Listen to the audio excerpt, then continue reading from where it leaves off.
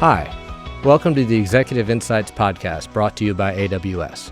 I'm Clark Rogers, Director of Enterprise Strategy, and I will be your guide through a series of conversations with security leaders. Today I'm joined by Steve Schmidt, Chief Security Officer at Amazon. Join us for a conversation about all things security at Amazon and AWS, from the creation of the Chief Security Officer role to how we develop and innovate security products internally, and ultimately how we protect customers. Please enjoy. Steve, thanks so much for joining me today. Happy to be here. Thanks. So it's been a while since we last talked. In fact, I was doing the math last night.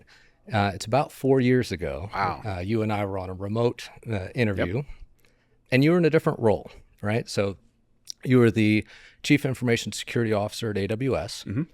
Not too long after that interview, Andy stepped up to the CEO role of Amazon. Right. And one of the first things he did was bring you on board as the Chief Security Officer. Can you tell me a little bit about why he did that? Sure. So one of the things that Andy really values is understanding how we protect our customers' information. And that grew out of necessity in AWS, where it's foundational to the business itself. You can't have a business like AWS unless you do security right. And when he got into his new position, he wanted to take that same mindset and apply it to all of our customers across the incredible diversity of businesses that Amazon currently operates. And he also wants to know that there's somebody whose day job every single day is keeping an eye out for that kind of thing. And so he asked me to step up and take that over. So as Chief Security Officer, there's one word missing from there. That's right. Information, right? So you're a CSO.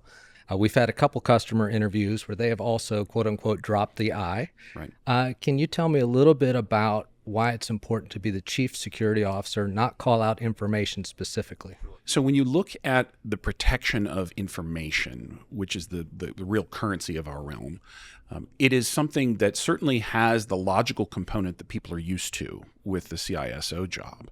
But increasingly, our adversaries are using humans to go after information that is harder to get to from a logical perspective. Right. So there's been this sort of pendulum swing in the industry, and it is long ago, if you think about it, people had spies, physical spies, who would go in and grab copies of documents or things like that. When we went online with computer systems, oh heck, there's a new opportunity. Let's go break into those things remotely, et cetera. As businesses get better about securing that information, whether it's on premises or elsewhere, it turns out that people go back to being spies again. Right. And so we have to integrate the protection of both our physical assets and our information assets, our logical assets, in order to get a full picture on what we're doing with our customers' data and how we're protecting it. And also our business data, because quite often now our nation-state adversaries are focused not only on getting access to the data that our customers have, but also the information about where are we taking our business next. How are we building the next set of very interesting products or services, whether it's a satellite or a robotic vehicle? Those have incredible value to countries around the world, but also to the businesses that they support. So as security professionals, we have to look at that complete picture of who are our adversaries and how are we going to protect against them. For sure. So as you stepped into the CSO role and now you have physical security reporting up into you, I would imagine the language that the information security professionals speak and the language that the physical security people speak could be on two different planes. How do you go about integrating those two so they're quote unquote speaking the same language and can work effectively together? So it's less about the word choice that they have, because they have their own lingos. You're absolutely right. What's most important is understanding what their end goal is, how you're going to measure your progress towards that goal, and to identify, most importantly, the handoff points or the gaps between the physical world and the logical world. Think about it this way. If I'm in the physical world, I prevent people from getting into buildings, or I prevent our adversaries from being hired by the company. But if an adversary does get into a building, is that interesting to the information security side? If they're standing in a lobby, that's one thing. If they're in a closet that has a bunch of network switches in it, that's something entirely different. For sure. So we have to link those two together in order to get a proper picture of what's going on. Did you have to build any tooling to sort of cross these bridges?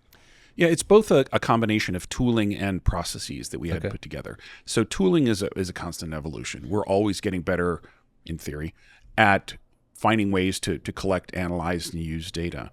Where it becomes more interesting and more difficult, in fact, is figuring out how you hand that off between different parts of the business and how you make sure that they've got access to the things that are necessary for them to do their job, but don't overwhelm them. And that's where the process component comes in. It's often about the bubbling up of things that could be sensitive, that are sensitive, et cetera, and finding ways to ensure that they're transitioned from one part of the organization to another.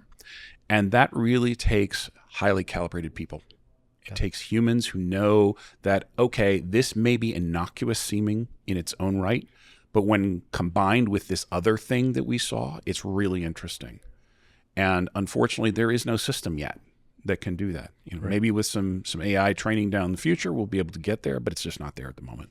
You started the security program at AWS, so you know AWS backwards and forwards, how to secure it. It's the threats that are against it, the risk appetite, et cetera. As you moved into the CSO role, you now had to learn about Amazon.com, or what we call internally stores, Whole Foods, Prime Video, MGM, Twitch, all of these different organizations. First, how did you get up to speed on the security profile for each of those businesses and sort of the risk appetite?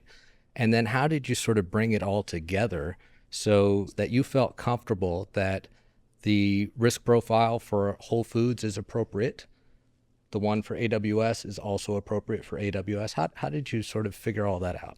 Well, first of all, one of the things that I love about my job is the diversity of the businesses. People often say, you've been in your position for like 16 years. That's really unusual for somebody in the security industry. Why is that? It's because of the diversity of work that this company has. It's an opportunity to continue learning, which is, I love it. I'm not that young. People say, how long are you going to keep working? Are you going to retire or whatever? And I'm like, well, I'm enjoying myself. No, I don't want to. This is really a lot of fun. And it's because, you go from building the world's largest cloud provider to putting satellites in space and running grocery stores. And the diversity there is just an incredible challenge from the business perspective. But it's also an interesting opportunity to leverage the scale of the company to make things less expensive to operate. When you look at operating security organizations, they are not cheap. But when you can scale it across a business as large as Amazon's, it means the unit cost can be driven down. For sure. So every business benefits from the scale of the other businesses. And so finding ways that a grocery store can take advantage of the same security that a satellite business does, which they can in many areas, for example, vulnerability management, whether you're patched on a computer system is not really fundamentally different when you're building satellites versus operating a grocery store. And so that allows us to do things at a level that a standalone business really could not afford to. And raise the bar for everybody. And that's part of what my job here is making sure that we have a standardized bar across the company, whether it's for vulnerability management or incident response or any of the other components that go into a typical security organization. And then figuring out what are the bespoke components that have to be put in place for particular businesses because of their unique situations. Right. That way we don't try and apply the sort of one size fits all to everybody, because that would just drive costs through the roof. If you look at a grocery business, for example, the loss of a unit there has a relatively de minimis value. Sure. Whereas the loss of a satellite is the opposite. For sure. And so we have to tailor the security situation for individual components. You have chief information security officers running the security programs for each of these other businesses.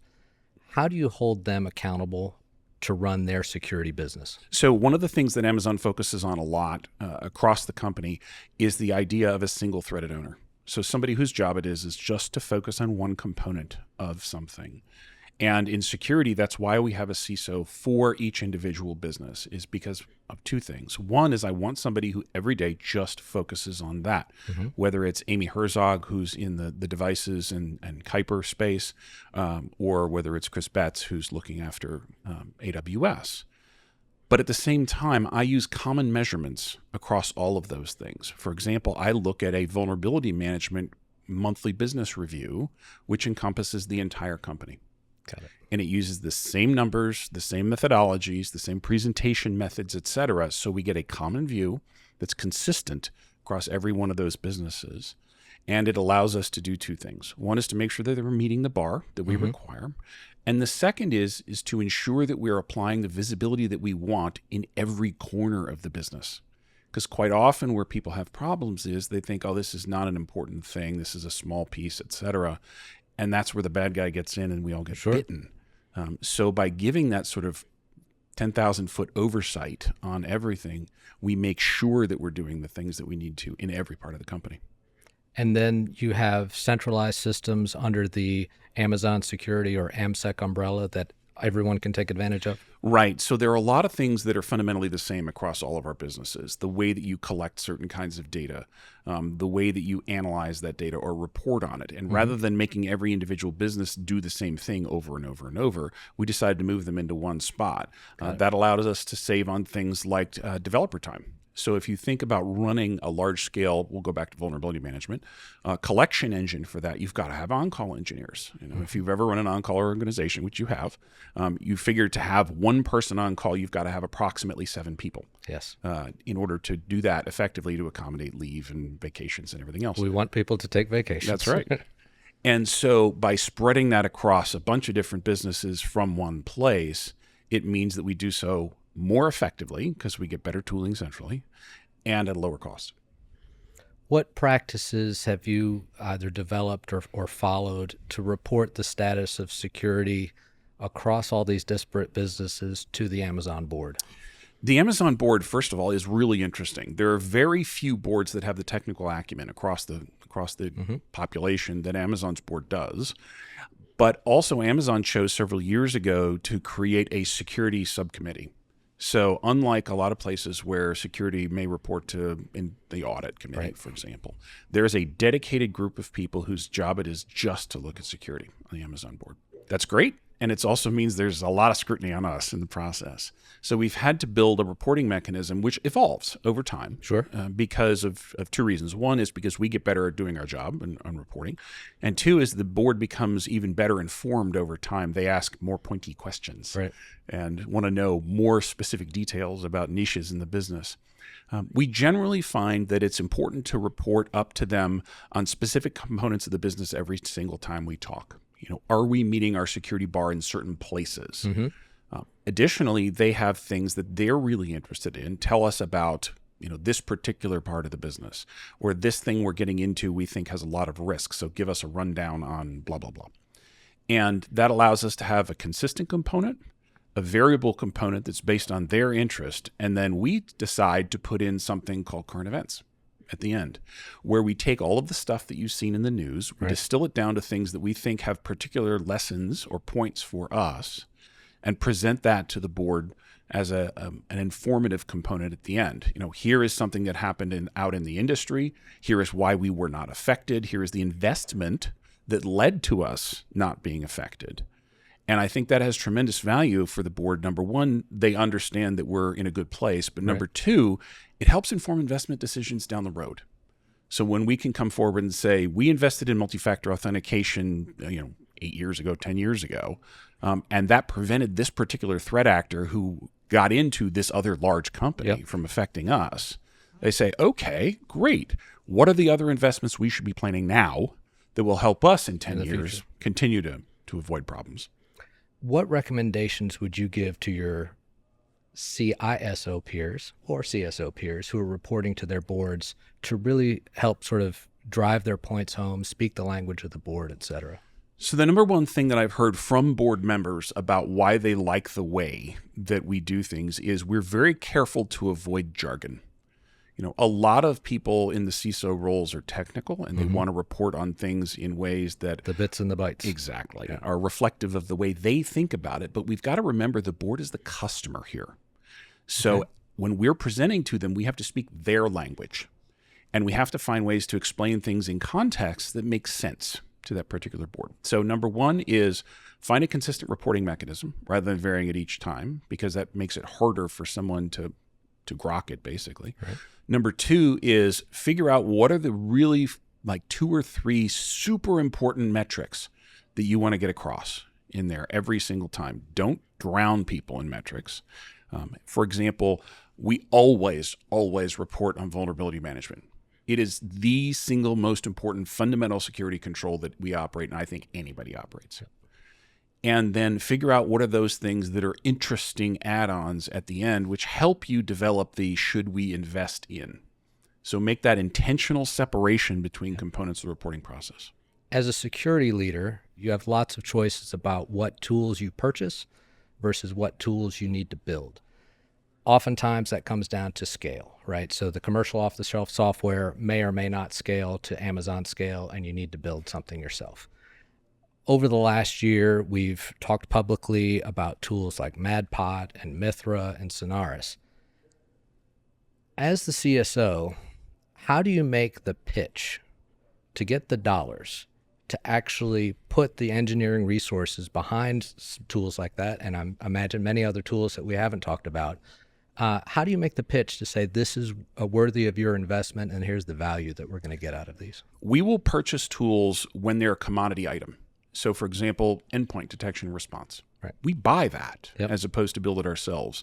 Why? Because the Mac laptops, the Windows laptops, the Linux laptops that we use are the same that lots of other people use as well. Sure. We may have a little bit of different software on them, but it doesn't really differentiate our business. Whereas we are the only ones who can build a very large scale system like MadPot, as an example.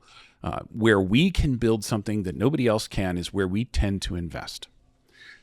The way we do that investment process is just like we do a lot of other things. You prototype it, you try it, you see what works. You guarantee that you're not going to get it right the first time. So you got to go and re-engineer something, change it a little bit, et cetera. MadPot has been incredibly successful, but didn't just pop up overnight. It was an investment of many, many years that started off with a single engineer who said, I really like this idea. Let's go see if it can get anything interesting. And then it's turned into this engine that allows us to acquire really, really timely threat intelligence data that we can take out of that, we can process, and we can feed into the security tooling that all of our customers have access to. And I think that's the part that's most important. So, for example, a lot of our customers say, ooh, I want raw threat intelligence feed. I'm like, well, actually, no, you don't. What you really want is the stuff that's relevant to you in the context in which you're operating right now. The rest of it's just noise. And the volume of it now is so huge that it's pointless to try and digest the whole thing unless you have a business that's like ours. And so a lot of our customers have found that they really, really like taking things like threat intelligence and consuming it as part of a managed service. Got it. And that allows them to not have to spend their time winnowing down very large piles of data or missing context because it's not been applied across multiple customers. And that context thing is important. That's where the centralized visibility that only we have, to go back to the original part about commoditization versus custom builds, really brings advantage. And then I guess the internal pitch, for lack of a better word, this helps us secure AWS/Amazon and adds benefit to our customers. So, I mean, it's a win. And in typical Amazon parlance, we'll start off with the customers first and say, this helps all of our customers better secure themselves. Right. And at the same time, it helps us with our business because most of our businesses are Amazon AWS customers anyway. So it is beneficial across the board. Let's switch gears just a little bit. This past year has been the year of generative AI, right? What are you seeing, or maybe what are we doing inside of Amazon, actually using generative AI as a security tool or as part of your security tooling chain? So the most effective use of generative AI that we've seen so far has been in the application security process itself. Okay. So as you're familiar, in AWS, every single feature, app, et cetera, that goes out the door has a security review before it's launched. Mm-hmm. Other businesses haven't had that luxury in the past because it's incredibly expensive to do that, especially when you consider that it means literally thousands of security engineers who are focused on that. Most companies out there do not have the number of security engineers in toto that we have just doing AppSec work at Amazon. And so generative AI gives us tremendous leverage in that space. It's still in the science stage, I'll say. but it's got an enormous amount of promise. We think that over time, we'll probably see a reduction in human workloads in the application security space in the 60 to 70%, which means that we can do things more quickly for lower cost with better consistency in places like AWS, which has always had an investment in evaluating everything. And in areas where there's an opportunity to look at more that's never been evaluated before, it means we can get greater coverage. So it's sort of a double win. So you're going to take those human hours that you save with generative AI and put them on other cybersecurity challenges? Oh, it's actually going to be in looking at more depth at services that we've got and examining more applications across the board. The other piece is generative AI is not going to be the entire solution for a lot of this. What it'll do is it'll winnow out a lot of the sort of low-hanging fruit, if you will, and allow our engineers to focus on the really, really interesting problems that only a human can go into. People think, oh, generative AI can solve all problems. Not yet. And I think anybody who tells you it can in the security space is probably not really understanding what's going on. There always needs to be human oversight in that space, at least right now. Right. And more importantly, there has to be human judgment on whether the generative AI has made the correct decision or not. Staying with humans, what makes a great security hire at Amazon or AWS? I would say the number one thing that we look for in our security hires, and most people are thinking, is it this particular kind of technical acumen or is not? No, curiosity. Tell me more. What it means is someone who doesn't look at a problem and say, oh, okay, this is it. They say, well, why did that happen? Well, why did it get in that place in the first place? Why didn't we detect it sooner? Why was it something that a builder could even do wrong to begin with? That is the kind of person who keeps digging that we're really, really interested in. And you're really familiar with the correction of error process that we use, COE, and it has at the bottom 5 whys. And it's that same thing, is really get down to the root of the problem as opposed to just addressing a symptom of the problem up at the top. So curiosity is king. Curiosity is king, yeah. If I give you a crystal ball, if you look into that crystal ball, what are CSOs and CISOs going to be focused on in the next year or so? Well, I think that most people are going to have to focus on generative AI because their businesses are consuming them, those services at an incredible clip, and they're going to have to do 2 things. Number one is simply understand where they're using generative AI. And I think we're in a lucky place in Amazon, and we've got centralized visibility that allows us to see where all of our builders are using generative AI. Most companies aren't that way. And they've got to go figure that out. The second part is you're going to have to figure out for generative AI how you're doing RAG and whether you're enforcing authorization and authentication appropriately throughout that process. That is not trivial. It's something where the software world doesn't even have it completely nailed down yet. And it's something that is incredibly important to being able to use generative AI in a way that presents only back the data as a result of the prompt that person on the other end is authorized to have access to at that point in time from the place that they are currently sitting in on the piece of equipment that they're currently using. Most people have not even thought about that problem yet. Right. But in reality, if you look at our internal systems in Amazon right now, when you're on your laptop, we measure a lot of things about you when you're using our internal systems. Sure. Literally, is your laptop in the state we expect it in? Have you patched, et cetera? We've all had the little notices that pop up that say, you're going to be quarantined if you don't patch. And where are you in the world? What's your job? And things that most people don't even realize we're looking at, like what day of the week is it?